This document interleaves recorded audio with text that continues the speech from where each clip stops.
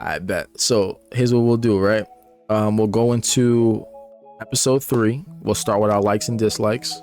We can do likes this time because my dislikes are kind of more in the middle so of the episode. Okay. So yeah, we'll start with the likes on this one. Okay. All right, so I like how this episode really puts the pressure on. Like you can see like things are really starting to ramp up. Starting with the issue that happened when Clown grabbed the hood. Yeah. And then John comes in and straight slams her head on the table, and I'm like, all right, stuff is really starting to heat up. Like it's getting intense. It actually shows you the relationship that they had in the group beforehand, before Riri Williams even gets there. There was something, well, being that we're talking about episode 3, I might as well say it, right? The dude that Riri is replacing, her name is so like Andre. Yeah, Eric Andre, his character, right? He obviously in the episode it comes up that he was murdered, and the police come to Riri Williams's house and interrogate, well, not interrogate, but they question her and her mom just to see, what might have happened, because Riri Williams was the last one to call him because she was looking for some help on something. With that being said, it just goes to show the type of relationship that they had in the group. Or just took it from her. Like John doesn't respect. Yeah, John doesn't. My bad. Yeah, John too. It seems like he cares about Parker. Right. Everybody else is just pieces and like replaceable. They're pawns. They're like for their end goal, whatever their end goal is. So, I guess one of the main things that I did like so far is that cape. I think the cape itself is cool. I think I really like the guy who's playing Parker, right? But that very cape, he's a very, and I love him in Hamilton, and then he was in Transformers. He's in Transformers too. Then and that I think it was the most recent one, if I'm not mistaken. One of them shits, and he's doing a really good job as Parker, and I like the actual, like the hood itself seems like a character. Like that's looking for personification of the cape is good. It's like Doctor Strange's cape, like it's its own character. Yeah, you know what I mean, and that's how I'm seeing the cape now that we're dealing with. It's not personified as much, but it is definitely, it has its own aura, like literally. Yeah, I get what you're saying, because like the storyline is really driven by like we need to figure out what's going on with it. So like I get what you mean. So Xavier seems to be one of Riri's ways back to the heroic path, as well as Natalie. Right. As you can see, he's like, when she bought him the new headphones, he was like, all right, where'd you get this from? Like, what's going on? Like, this seem kind of sketchy. And then he also told her, like, the reason that I didn't really care for the headphones as well is because these used to be Natalie's, and every dent and damage that's done to it creates character within it. Foreshadowing, yep. Yeah. For sure, it's definitely foreshadowing for, obviously, her path, this on the path of a villain / anti-hero right now, and then she's gonna obviously come back to the heroic side. But yeah, no, I agree. That's a cool plot. Cool plot. I do like his character as well. I think him being the moral compass for her that's a good choice. A good choice, because they could have easily just made her this girl boss, yada yada. It shows that if I'm not mistaken, he's not like her. Like, are they attracted to each other, or are they related? I don't think they're related. They're not related. I can't really gauge where not enough info there is yet. Yeah, I don't think they showed it enough yet there. Yeah, I would assume that they're not related and that they're romantically interested into each other. And it's like I can just breathe a sigh of relief, because I don't know why going into the show I thought they were gonna make Riri like gay or something. Like they were gonna just make her, wanna be with another woman or whatever the case may be, but just for agendas and stuff like that. But it's a sigh of relief. I think that if it is her romantic partner, whatever the case may be, then good. Now we can get past that. You know what I'm saying, we can get past the fact that he could be her moral compass, and you keep that there as her character development. It's fine. Yeah. Yeah, so that's a good one. That's definitely a good one. That he's her moral compass. I like that. You got another? I would say so. I think, mine, I have a lot of like open thoughts. So We'll hold it up then. Yeah, we'll hold it off. All right, my next one is I think you alluded to this one before when we were still talking about season 2, something you liked in season 3. I feel like this is what it was. I think showing the panic attack that Ryu was having is a good touch to connect viewers that, you know, we have superheroes or whatever, but everyone has very real problems as well. In Chicago, bro, like it don't matter who, you can have the Hulk out there. Them shootouts is gonna happen. They're gonna happen. You know what I'm saying? And it's a good parallel to like the real world and how the gun violence is over there right now. I mean, it's a lot of stuff going on in a lot of different places. Illinois has a lot of stuff going on, but the gun violence is out of hand, to the point where they had to send, well, we're not going to talk about that. We're not getting to the political side of it, but it is a nice parallel to the real world. I will say that. And not a nice one, but it gives a more realistic approach to it and allows Riri to overcome something that is, you know, that could possibly affect her in a real life if she was real. You know what I'm saying? Like if IronHeart was real, something like this could happen to. All right, so this next one, I know you're gonna have a lot to say about this one. Hey, I like how I like the inclusion of Obadiah Stane. Oh yeah, you know, it's a big callback to we could ease into previous that Marvel one. projects. Yeah, and it was crazy that, you know, Joe ended up actually being his son. Yeah. Joe was just an alias, and he's actually Ezekiel Stane. This connects to Iron Man in a good way, not a bad one. It does. And there's 2 ways I see this going. One, I see Ezekiel staying in Ree's corner to help with like suit upgrades, you know, her learning more about technology. But also, it could go the other way, because the mention of, hey, this isn't going to get me in trouble with using the biomesh and it being traced back to me, he could also become a villain. Yeah. Just like he doesn't want to become like his dad, but the fact that she could possibly get him in trouble, I think he could become one of her villains. That's exact. So look, when it comes to the whole Obadiah Stane thing, I said you could ask, like, I could bring my girl on camera right now. The first thing I said in episode 2, when we first saw him, I was like, something's off about him. He does mention his father, but he doesn't mention him in like a I hate this guy kind of, you know, kind of way. He just mentions him like in passing, and I'm like, the only reason he would mention his father is if he's significant. And I'm like, it would be crazy if he has all this tech and he's so tech savvy if he's Obadiah Stane's son, because but I also said to her, I said, this is too much of a coincidence. It's probably not. It's too much of a coincidence. It's too readable. But I mean, it happened, right? And it's not bad. I ain't gonna lie. I didn't even know it. So you picked up on that, but I didn't pick up on that part of it. Yeah, it was like early, the third episode, I picked up on like a lot of the stuff though, and like kind of foreshadowed it. Like him being on the black market and being like just his character. I think at first I didn't like his character because I'm like, oh, here we go, another white male that they just hate, and they're gonna make him seem weak and make him seem pathetic, and she's gonna be the girl boss and teach him how to, you know what I'm saying? But they turned it around where it's like he's like that because he has daddy issues, right? Like he has daddy issues. He doesn't know how to really be the man that, because Riri has to tell him like, man up. That's pretty much what she tells him. Tells him like, man up, and sometimes you got to step to those people that are blackmailing you. You know what I'm saying? And he actually ends up blackmailing her to reverse it. But it is I like the way that the character is being written. I like the way that this is what I like. I like storytelling. I like to look deeper into the, you know, the character and things like that. And I think they're doing a good job of showing a son of somebody who was, I don't want to say he was necessarily, he was evil, like he was a villain, but he had his reasons to do what he, you know, he thought was right. It was wrong, but he did. And I think this kid, I don't want to say kid, but his son, I do think that, so this goes back to what you were saying about the one of two ways, right?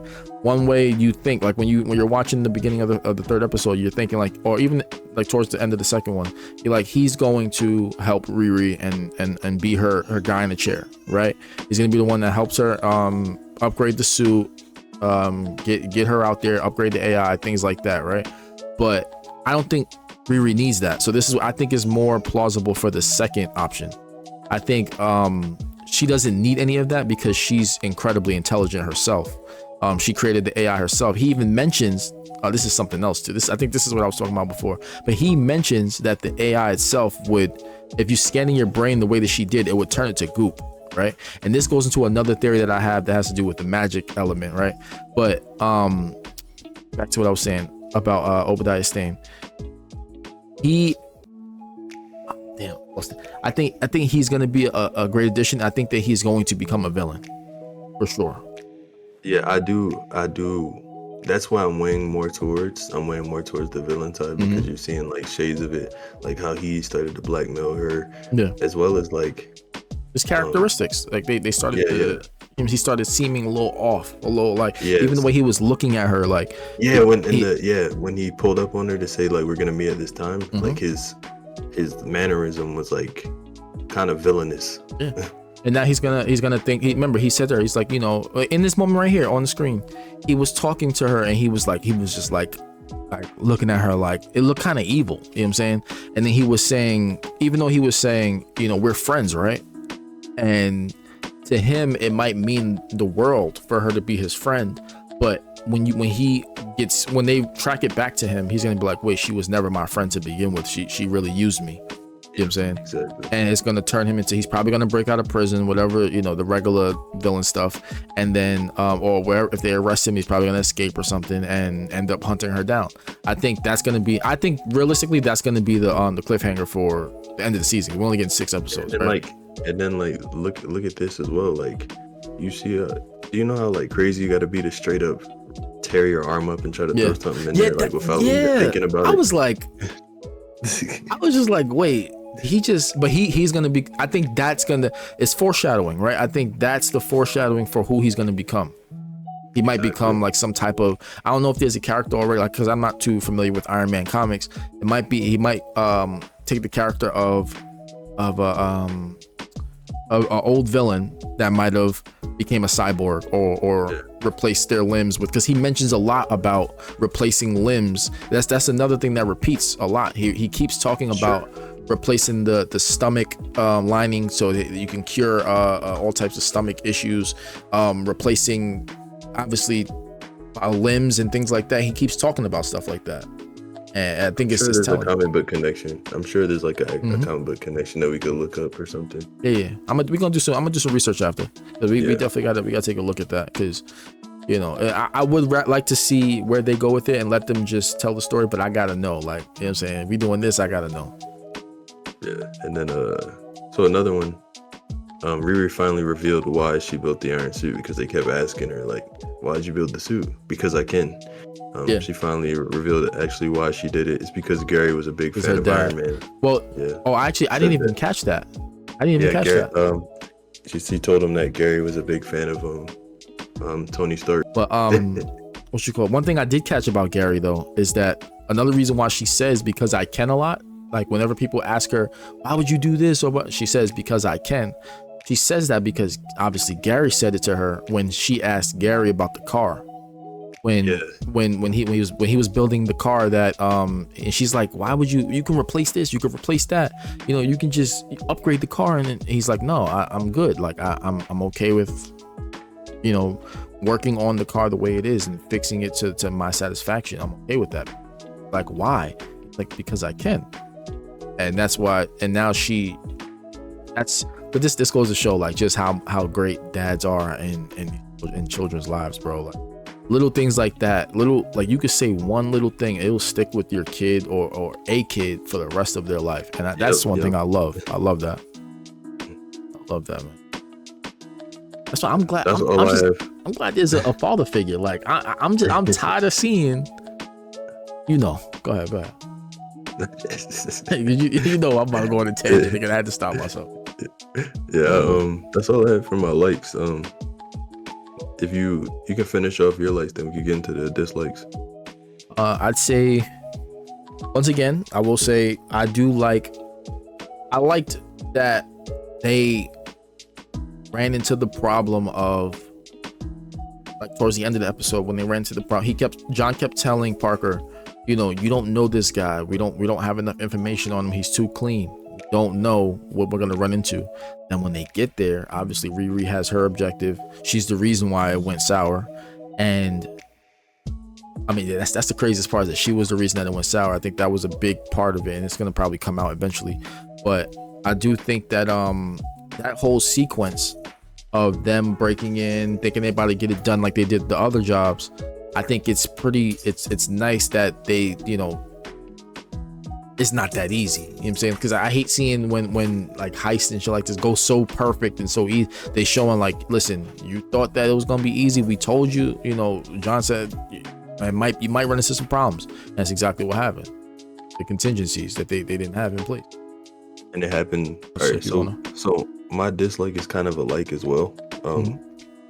I didn't really like that they had Riri leave John to die, but at the same time, it does lead to a like for me. Like, it really showed that like that's not really her character, and you see how she started to break down about it. Like, that didn't sit right with her. Yeah. That, you know. Wait, you think that? Well, I do think that was a reason why she was breaking down, but it was a multitude. I do think the thing she was more worried about was the nav mesh, or the biomesh.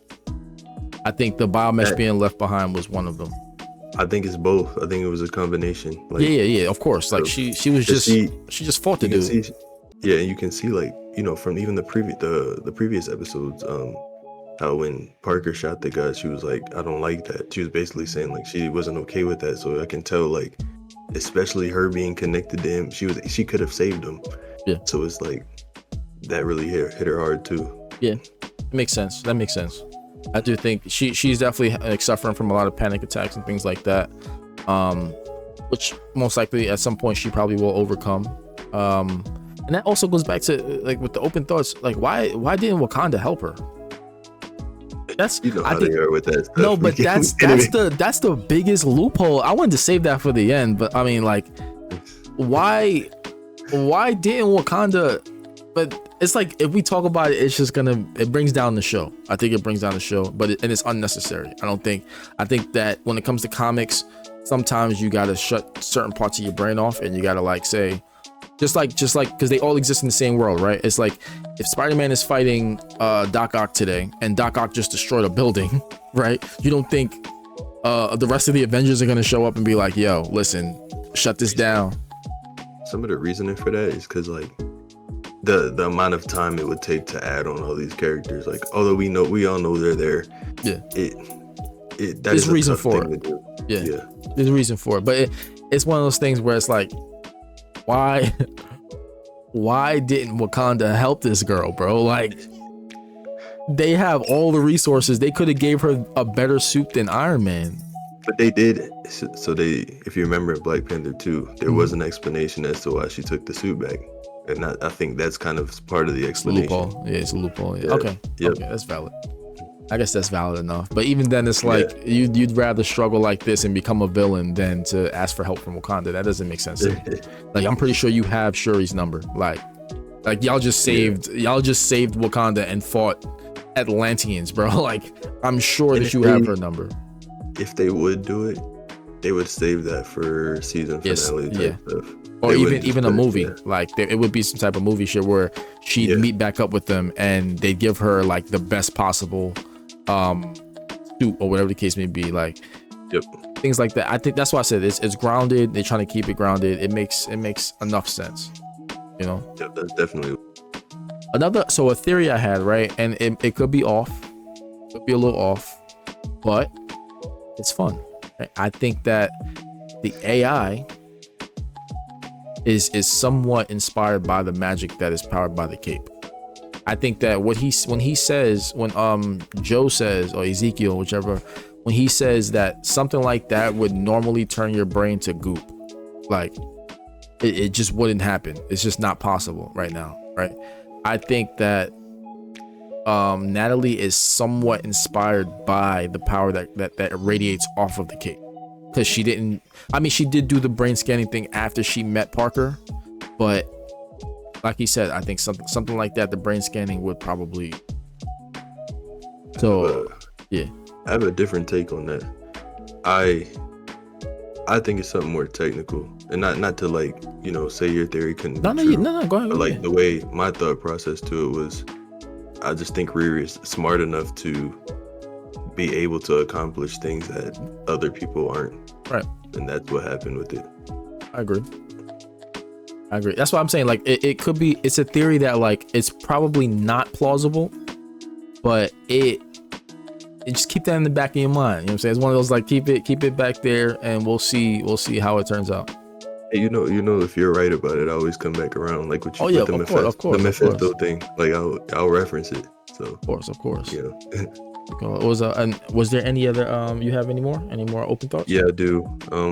One, I can say more than one in this one because one is kind of minor.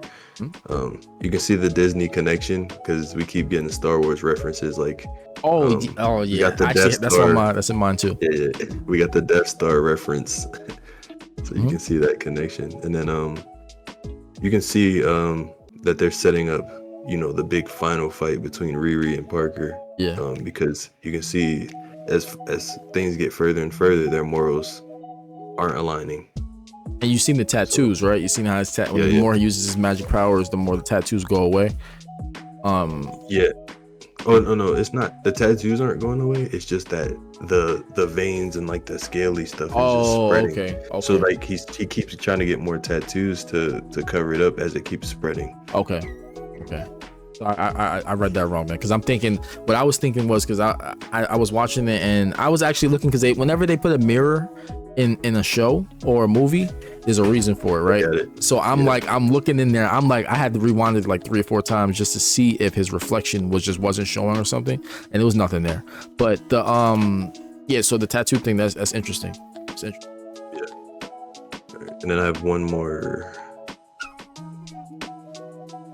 So for Parker, I think that John dying now is gonna throw him into full villain mode.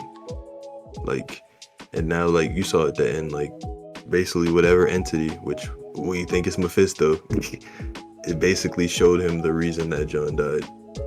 Oh yeah, from the suffocating, right? But I think that it was for torment. I think it was trying to torment him. That and as well as showing him too, so he can cause more evil, because I think the more evil he does and the more killing he does, it feeds it. Yep. So we're gonna see, because that is an interesting take. I do think whatever entity it is definitely pulling the strings. Like and that was another thing that like, what was their goal? My whole question from like episode 1 really was, what was their goal? What is their goal when it comes to succeeding? Like, it seems like it's not money, right? Like, are they got the money in the first episode when it comes to like putting them on payroll and giving them all the assets that they might have needed to succeed. But like, what did they need to attack this guy for? The guy that they ran into that they didn't succeed.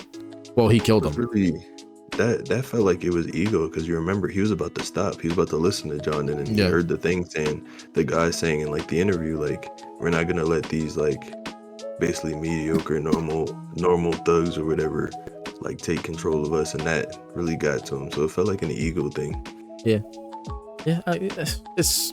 I'm gonna wait that one off and see what their motive is, because I think the motive for them is not strong enough. I think that that's probably I should have probably put that in my dislikes, is that their motive is not apparent and it's not strong enough when it comes to, I forgot, it's alright. I can see what you're saying with that. At the same time, I feel like the motive is something that can be saved for a further episode as well. Yeah, exactly. Yeah. That's why I'm gonna hold off until they explain whatever the motive is. But I was going at I think that's why the big bad, whoever the demonic entity is using them is using them as pawns to exact whatever revenge, or because they mentioned revenge, right? They mentioned that he's getting revenge for something. Parker, you know it is. It ain't Dormammu. Yeah, I'm crying. Listen, bro. I'm telling you, Marvel has done it. I'm pretty sure they'll do it again. They're repeat offenders. I've seen it. I don't know, watch Agatha. I didn't watch Agatha, but I did. Because at the time I was gonna watch it, I think something else was on at the time. It might have been Invincible or something. But You gonna watch it, or is it okay if I give you a spoiler? now you can give me a spoiler. I don't care. So when I was watching that, I knew death. Like I knew that was the end. That was it. Like I just knew it was pointing to the signs of everything. Like so I feel like I'm on the right track again. Yeah. So you're saying you think it's Mephisto for real? Yeah, I do. We gonna see. We gonna see. I mean, the thing is, my question, the reason why I have doubts on it is because it's like, what is the motive? Why introduce Mephisto now, going into Fantastic Four, Secret Wars, Doom? You got to bring Kang back, right? You got to bring Thanos back to so that Doom could rip his spine out. Like, you got to do all of these things, all of these villains. Why would we bring? Is Mephisto gonna be delegated to a TV show villain? No, you know what I think it is? What? Because Doctor Strange 3 is in the making. That's what it is. Good point. You also got Spider-Man Brand New Day, and you know, Brand New Day, the comic, takes place after Mephisto wipes his memory and takes, you know, the whole thing with Mary Jane, and we know, like, we gotta say that. We gotta say that. You're right. But that's where, like, that's where my theory. That's where I think it would. That's like the only timeline would be. But the one thing I don't like about that, and this, I can't stop myself, right? But the one thing I don't like about that is, I want No to be the big bad in Spider-Man at the, like, because I think we know it's not happening. We know. Listen, I saw concept art of the Spider-Man, the Venom suit, and apparently it has a red symbol. I seen that concept art too. Listen, bro, I think that they have a chance, and this is a tangent, right? This is separate. We'll probably talk about this in another video pertaining to Spider-Man, most likely. That'd probably be like a 4-hour video.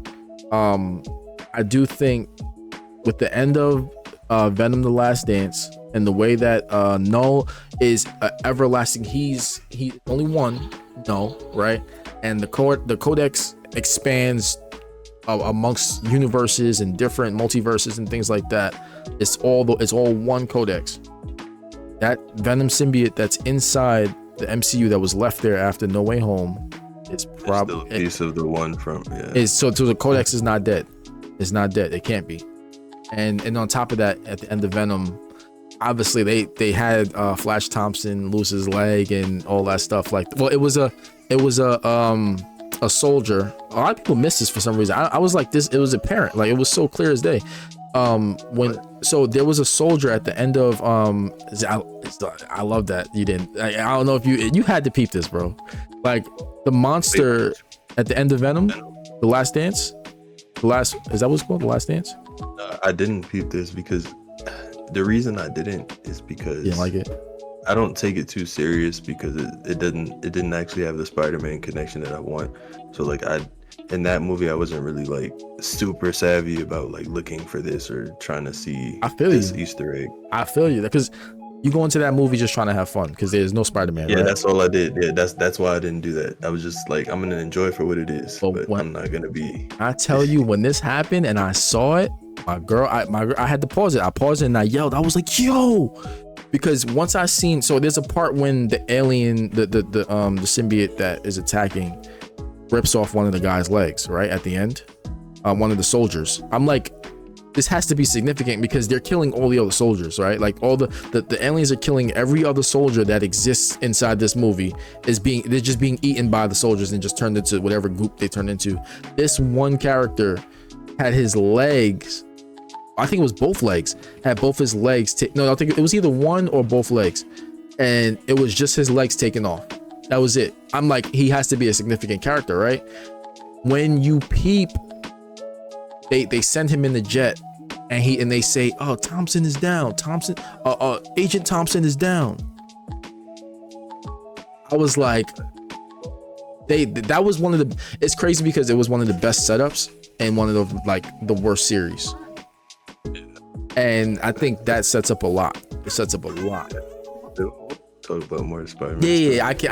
Like I said, I go down that rabbit hole, but I say that to say, like, I do think that the symbiote is coming to the MCU, and I think Null is going to be, and this is why I had said yesterday when we had our talk or whatever, I said I do think that after this ground level Spider-Man movie, that the one we're going to get one. I think after that we're going right back to space, because I do think that Null is coming after Spider-Man. I think in just like in the King in Black, the comic book, when Null comes for Venom, I think instead of it being Venom, we gotta see. You're right. My fault. All right, we gonna move on. All right, give your rating. Give your rating for the third episode, I give it a 9 because I enjoyed the hell out of it. I think I enjoyed it from the beginning to end. I wanted to see episode 4. We're on the same page. Yeah. I give it a 9. I give it a 9 too. And if I could, I would change, because these two are so good, I would change the first episode, because it was an introductory episode, but I would say it's a 6. I would give that a 6, give episode 2 an 8, and give episode 3 a 9. It was given with a need. Like, I'm kind of upset to have to wait now for the next couple episodes. That's how you know it's good. It's not too long. Yeah, not too long though. That's how you know it was good. They doing their thing. Yeah, I think this is good. It's good. Yeah, man. We gonna talk about it. I'm telling you, bro, that Venom movie set up a lot more than people realized what it was. And they try to say it's not the last Venom movie. It was the last Tom Hardy Venom movie. It was the last Eddie Brock movie. I've seen that. So we gonna see. But that's not what we talk about today. We talking about IronHeart. We don't want to take the spotlight off of this queen, right? We don't want to. I say that. You think so I mean, with the rating, what you giving it? Yeah, same thing, not at 10. Okay. Yeah. Dude, like I said, I can't wait for episode 4. I want to see more of Riri Williams. I wish it wasn't just 6 episodes. I think this is easily a 10, 12 episode story, because I just like her character. I like the girl that they chose. I do think she's a little on the smaller side, but I love, like, when she hops out when they all meet up at the end of episode 3 before the heist, and she pulls up in the suit and just hops out. That's badass, bro. Like, that is so. We seen Tony do it. We see him just walk out the suit or whatever. Like, that's fire. But seeing her little ass hop out that suit, bro, and then the suit moving by itself as well is so fire. Like, that whole it's just. They got something here. They cooking with something. I would love to see her in another movie too. Like, I would love to see her in, like, the Armor Wars movie that they were supposed to do. She's gonna be in what's it called, Young Avengers. Wait, did they? I just brought something. Did they cancel Armor Wars? They did, right? They canceled that movie. They did. Yeah. It's disappointing, because that would have been the perfect time to have her and Iron Lad clash for the title, similar to Bucky and Falcon, clash for the title, but also have Joe Ezekiel, Obadiah Stane's son, be the big bad, the villain. Yeah. Missed opportunity. Like they need to hire. Like, I need some something, bro. Like, because this is crazy how they would. I want to say racist, but you give the people that didn't want to see Iron Man character, right? You give them somebody to root for, right? You give the people that like IronHeart something to root for. Clash, and then eventually they come together to defeat the main villain. And now we got 2 Iron Men. This how you get there. Us doing these. That's how you make it there. Yo, okay, that's right. That's facts.